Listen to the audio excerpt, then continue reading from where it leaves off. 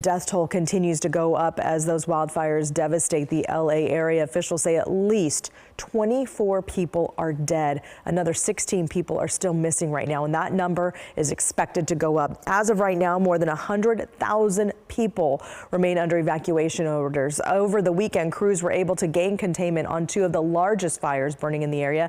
That's the Palisades fire. It's the largest one. And then the fire crews have mapped it out at now that 23,000 acres with containment at 14%. So far, it's destroyed more than 5,000 structures. In the meantime, officials say the Eaton fire has burned more than 14,000 acres. Containment is up to 33%. Officials estimate it's destroyed more than 7,000 structures at this point. So much devastation and loss of life. Firefighters are still working to get control of the flames. It is a long road until they get that done. Jay Gray has the newest information for us from Pacific Palisades. Look, let's start with the containment numbers, and they are up in all three active fires over the last 24 hours. Not significantly, but it does show that teams along the front lines are making some progress. There's concern right now that progress could be in jeopardy with what's now being characterized as an extreme and particularly dangerous red flag warning. That's a rare designation. We saw it initially with the fires that left devastation like this across miles in this area, areas that look like a bomb's been dropped, others where there's just nothing left, no clue of what was standing before the flames. The winds, again, expected to intensify dramatically over the next several days with gusts that could reach 70 miles an hour or more. Not the 90 to 100 we saw initially, but still strong enough to really re-energize the fire where it is burning out of control at this point, enough to spark embers and spread those embers into new areas. Now, 1,000 additional National Guard troops have been moved into the area, 2,500 in all now working this fire. Law enforcement, fire teams constantly patrolling and preparing for this next wind event that is coming. The Palisades is, of course, the largest blaze. It's 14% contained right now. And so the opportunity for this fire to spread is something that's really concerning as they again prepare for the strong winds to intensify and continue at least through Wednesday. That's the latest here in Pacific Palisades. I'm Jay Gray, NBC News. Relatively calm weekend helped firefighters get a better control of the wildfires, as Jay mentioned, but today the county's fire chief warned high winds are returning. Severe fire weather conditions will continue through Wednesday. Please be assured that all fire departments and all law enforcement agencies in the area will be prepared. The anticipated winds, combined with low humidities and low fuel moistures, will keep the fire threat in all of Los Angeles County critical. And for a look at when those Santa Ana winds could pick up again, let's go over to meteorologist Kelly Curran, who's tracking that for us. And not good news for today, huh? Definitely not. You see all the area here shaded in red. This is that red flag warning or fire weather warning that they were talking about. In fact, the National Weather Service calling this a particularly dangerous situation, especially for LA County where those fires are burning, and especially as we get into Tuesday. Now, the warning itself is already in place and it goes through 6 p.m. on Wednesday. We're looking at winds out of the northeast gusting 50 plus miles per hour, and some of the higher terrain we could see gusts as strong as 70 miles per hour. Low humidity as well. So again, not good news for those firefighters. Current wind conditions, look at this, Riverside 20 miles per hour. These are the sustained speeds, not the gusts. Oxnard 31, Hidden Hills about 20 miles per hour, and of course the gusts are even stronger. So this is what we're expecting as we move forward. Gusts today 30, 35, even up to 40 miles per hour.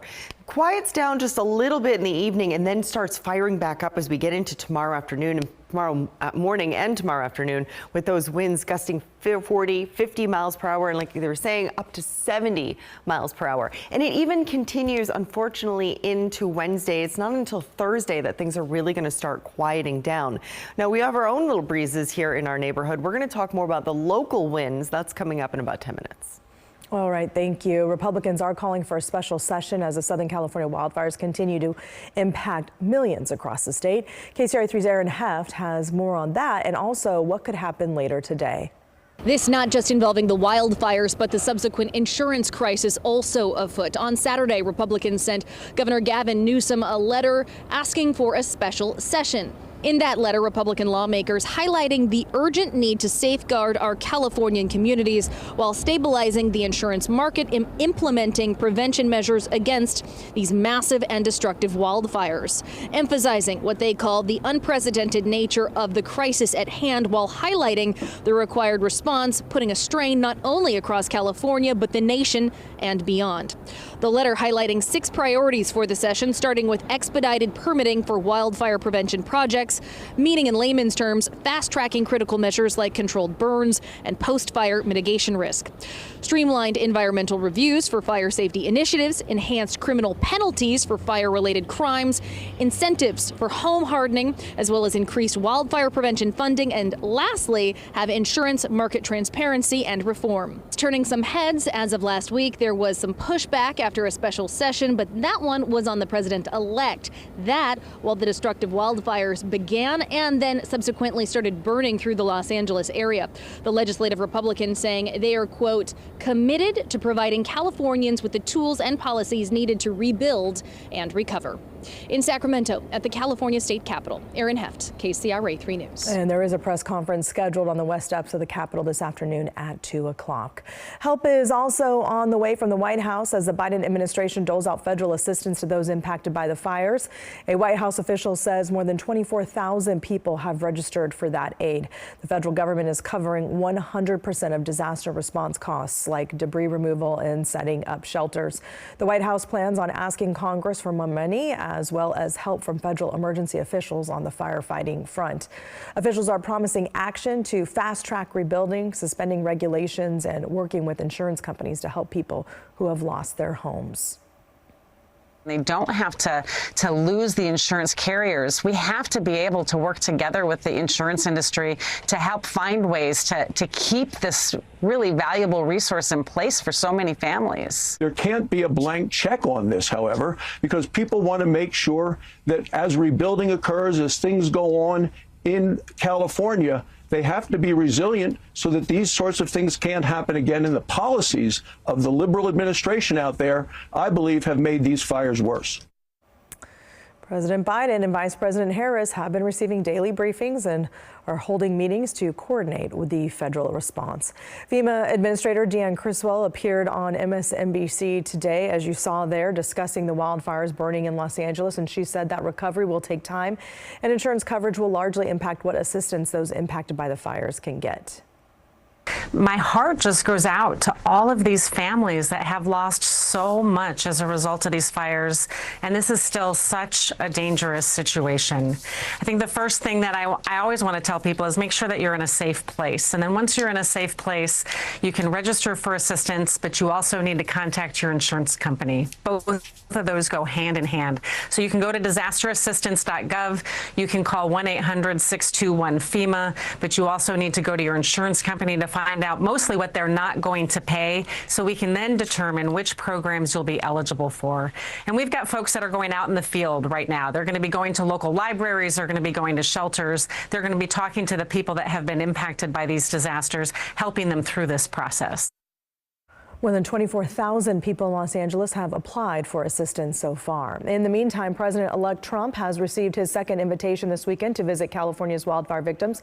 Los Angeles County Board of Supervisors Chair Catherine Barger penned an open letter to the incoming president imploring him to, quote, stand with the people of Los Angeles County. Trump also received an invitation from Governor Newsom on Friday. There's been no word from President-elect Trump on if he will accept the invitations.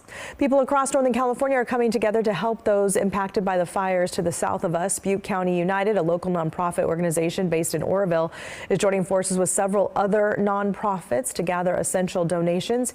Yesterday afternoon, a drive-through donation drive was set up at Hope Point Church in Yuba City in partnership with a group called Be Extra.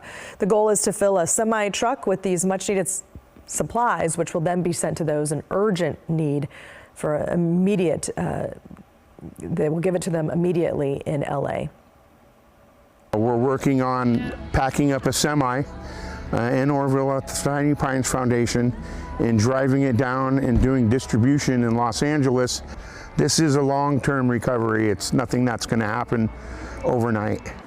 Donations will be collected through January 24th. If you would like to help, we posted a link to get the contact information for these organizations. Go to KCRA.com. We'll continue to follow developments on the Southern California wildfires, both on air and on the KCRA 3 app. Make sure to enable any push alerts to get the latest news. And many people are wondering, how can we help these victims? Well, we have a safe code that you can scan right now. It's our KCRA 3 QR code. We are teaming up with the American Red Cross to help the people impacted by the fires. Your donation will support the victims with disaster relief and other humanitarian efforts if you just scan that code.